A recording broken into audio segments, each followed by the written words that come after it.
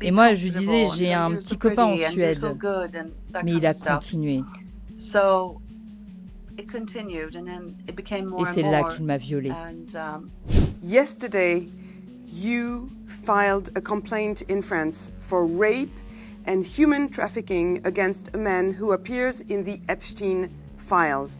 This man has a name. His name is Daniel Siad. Alors en fait, c'était dans les années 90. C'était l'été, je crois.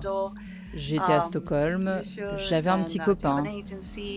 On était avec des amis, des artistes. Et Daniel Siad m'a approché avec un groupe de personnes. Il m'a dit que je pourrais faire une carrière comme top modèle. Il m'a dit, ne t'inquiète pas, on va aller à Cannes. Alors on a pris un train.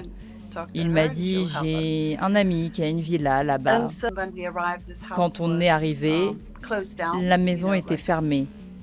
Il n'y avait personne. Et là, il m'a dit, ne t'inquiète pas, on pourra dormir dans la cabane de la piscine. Mais c'était horrible. C'était sale. C'était humide, sombre. Un seul matelas, des draps sales. Et à ce moment-là, il s'est mis à être très gentil avec moi, à me mettre en confiance, à me faire des compliments et à continuer encore et encore. Et moi, je lui disais, j'ai un petit copain en Suède, mais il a continué. Et c'est là qu'il m'a violée. Et puis, je suis arrivée dans le bureau de Gérald de Marie. C'était le patron d'élite.